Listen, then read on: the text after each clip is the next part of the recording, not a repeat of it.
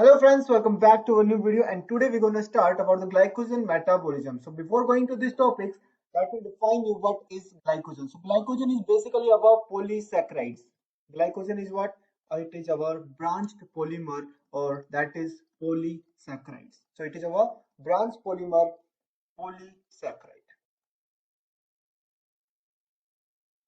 As you can see in this diagram that the glycogen, it is typically a large branching polymer with up to 120 lakhs glucose polymers. The figures below shows small glycogen segment with one branch point. So we can see this is our this is one glucose. So this is our glucose, and the glucose they will arrange with the help of alpha 1,4 linkage and alpha 1,6 linkage. So there is two things. One, there is a linear chain, and another there is a branching chain. So we can see this is our like linear chain, and this is our linear chain. This is our linear chain, and now this is our branching point. At the branching point, the linkage percent is our alpha 1,6 glycosidic linkage. What is glycosidic linkage?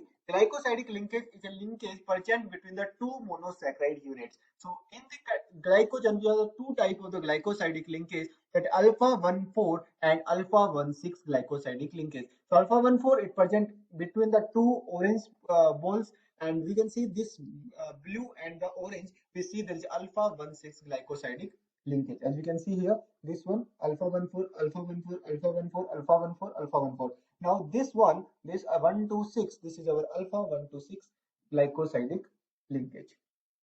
Okay. So this is about our glycogen branch polymer polysaccharides. Now let's talk about our topic, that is our glycogen metabolism. So metabolism, we know that all the chemical reactions that are occurring in our body is our metabolism. So what is the glycogen metabolism? It can be our anabolic process, that is known as anabolism.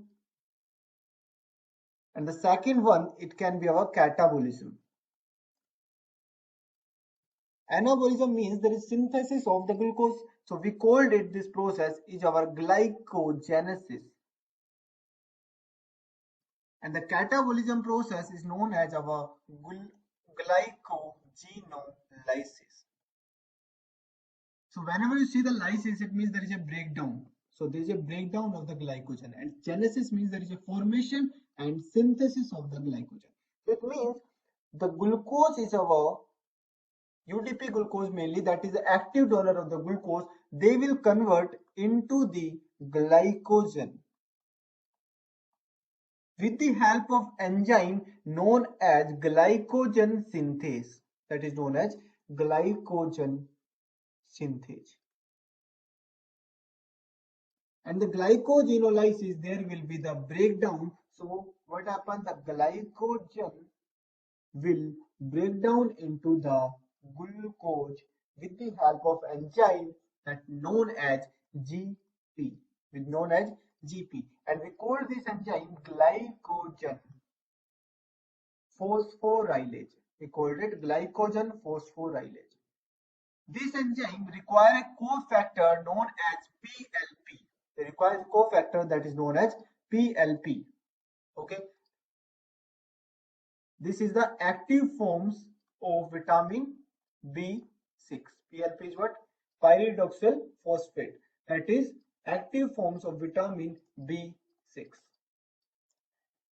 Now the two conditions, glycogenesis and glycogenolysis. So remember, the glycogenesis will occur in the well-fed state. In the well-fed state.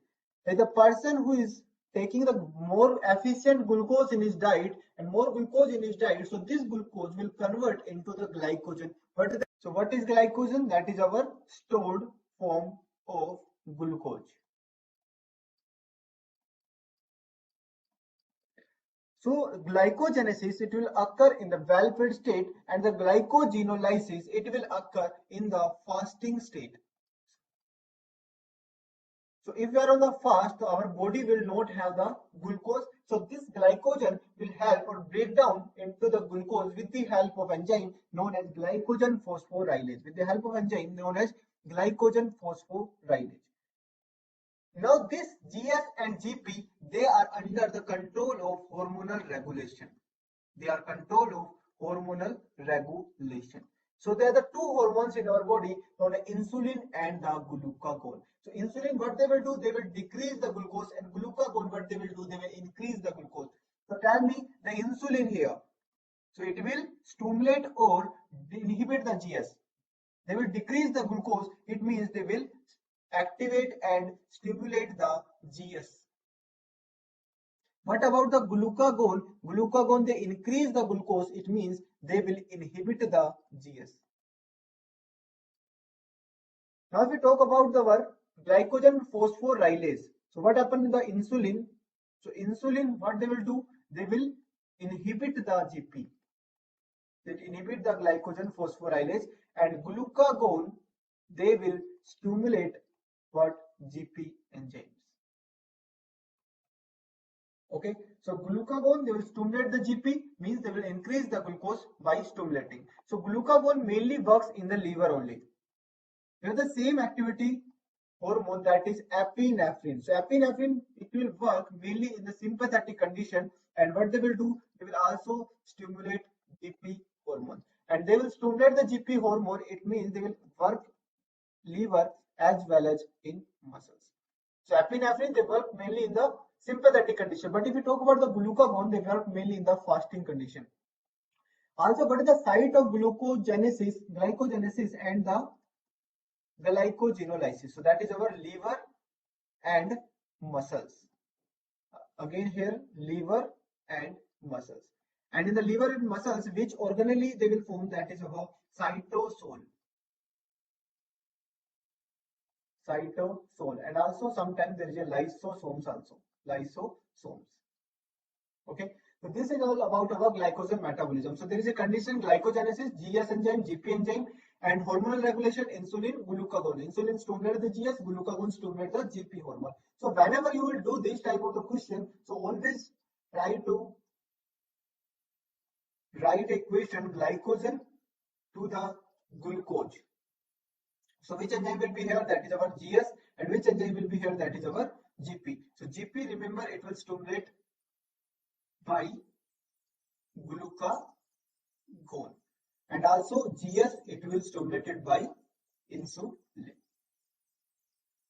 and vice versa. So glycogen, they will convert into the glucose in case of fasting condition, and glucose will convert into the glycogen in case of well-fed condition. Okay, so this is okay, and please do like, share, and subscribe. See you in the next video. Don't subscribe.